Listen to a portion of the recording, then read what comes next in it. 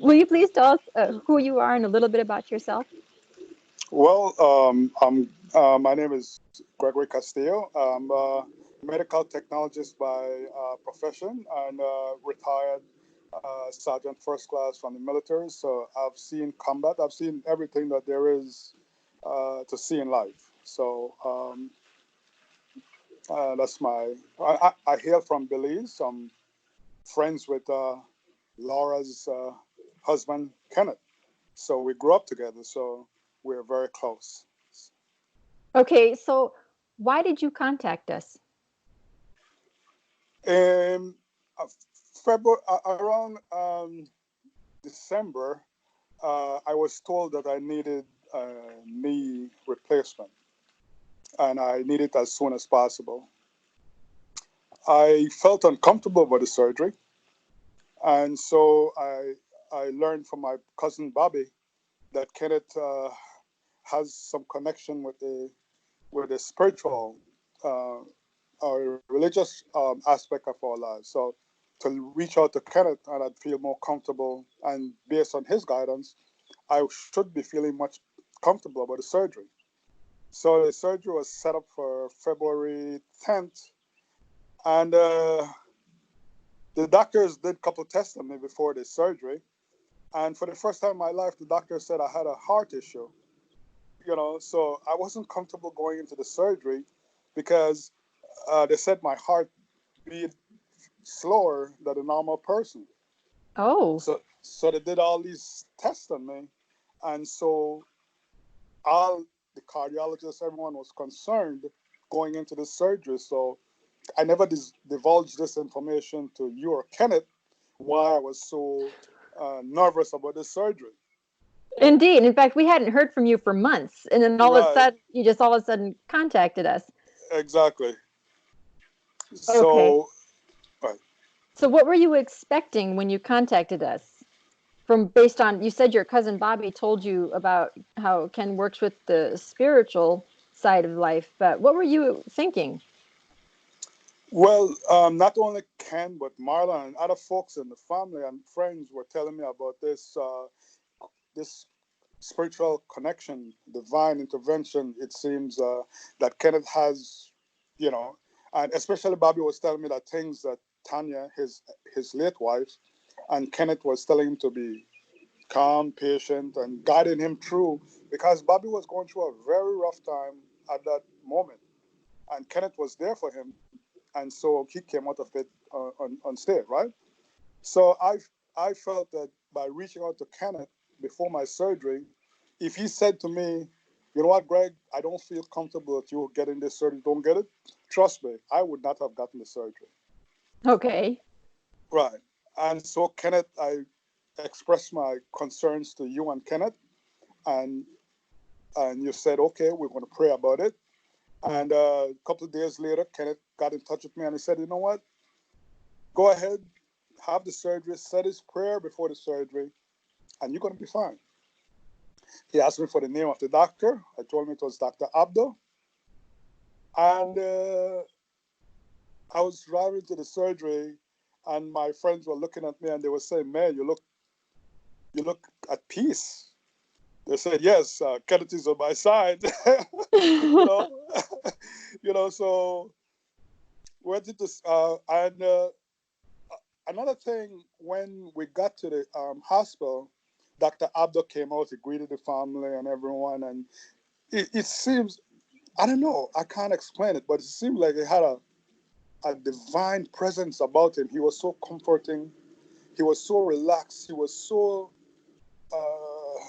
any word, adjective that you could use that was positive enforcement, that's what he was.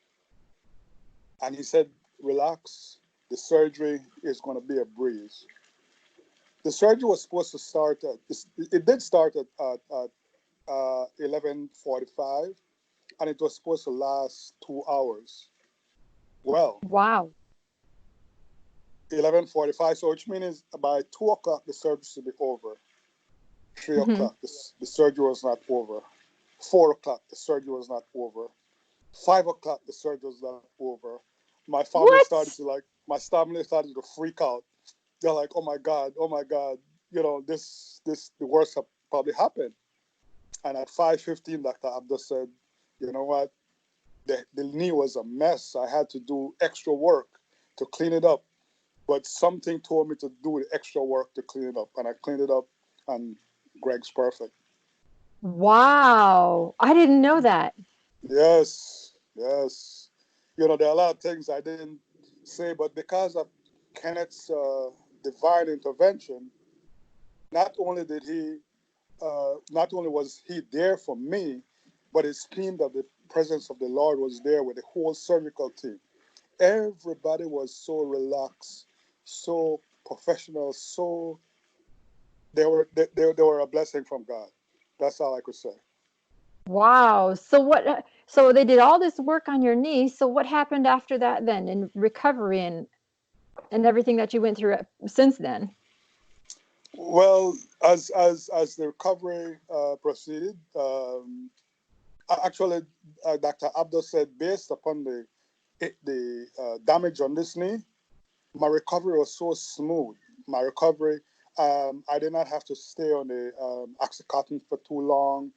I didn't have the swelling, or I didn't have the abscess buildup, nothing of that sort, like most of these knees or this kind of surgery people have after. So he said, man, I'm amazed at how you're recovering from this surgery. Given the damage of the knee, I was able to just walk without a walker the second day. And they said Wow. they normally take 2 weeks with a walker. And they said 1 week to 2 weeks with a walking stick. I used the walking stick for 2 days and started walking my own. So Hmm. I I have no other way to attribute this but to God's presence.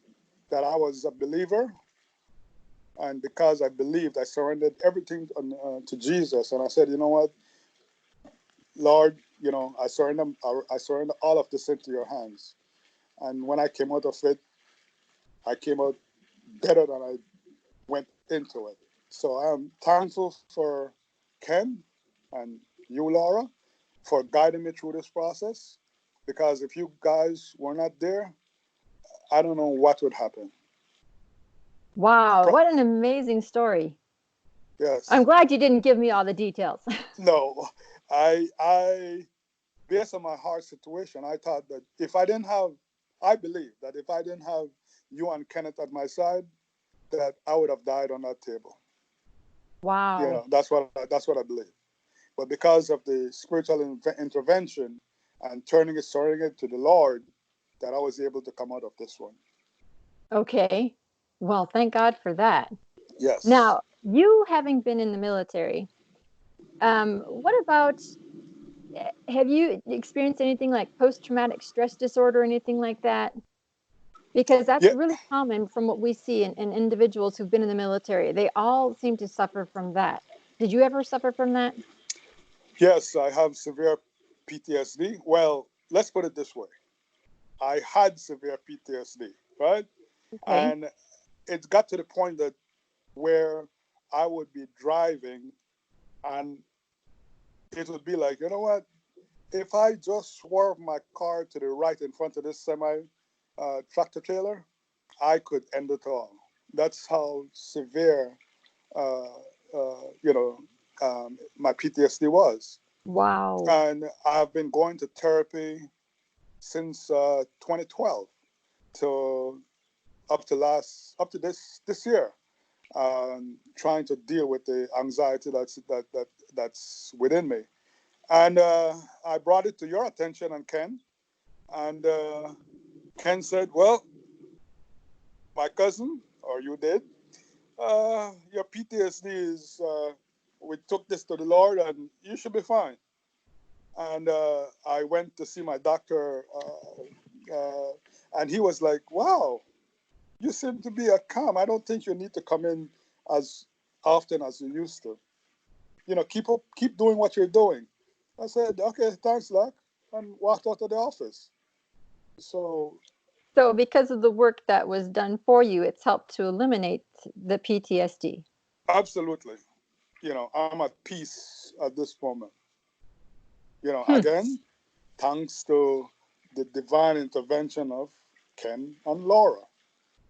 Without you guys, I wouldn't have been able to overcome these obstacles that were placed before me. And believe you me, there were a lot of obstacles.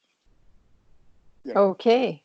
So, with all these things that you've experienced just since the beginning of the year, how has that helped you in any way besides the physical stuff that you've talked about? Or has it helped you in any other way? it has helped me tremendously. I'm at peace with everything that is surrounding me. And I've learned that in this present day condition, especially you see what's going on around us, I've learned to turn to Christ and not the crisis in my life. And if I have any kind of crisis, I surrendered it to you and Ken. You know, I'm like, okay, I can't sleep tonight. I'm having some kind of discomfort and pain, and you bring it to Ken's attention, and a couple of hours later, you should be fine. And yes, I would be fine. I would have a peace and calm afterwards. So, thanks for the guidance, thanks for the intervention, and thanks for especially for being there. Right? Again, if it wasn't for you guys, I would be in a whole bit of hurt right now if I'd still be here. So I'm thankful. Okay. Well, thank you very much for sharing your story with us. Is there anything else you want to add or say to share with anyone else who might be wanting to reach out but are afraid to take that step? Yes. You know what? When I was in Afghanistan, I saw so many dead young soldiers. I mean, so many wounded soldiers. And everyone would get on their knees and ask the Lord to please intervene.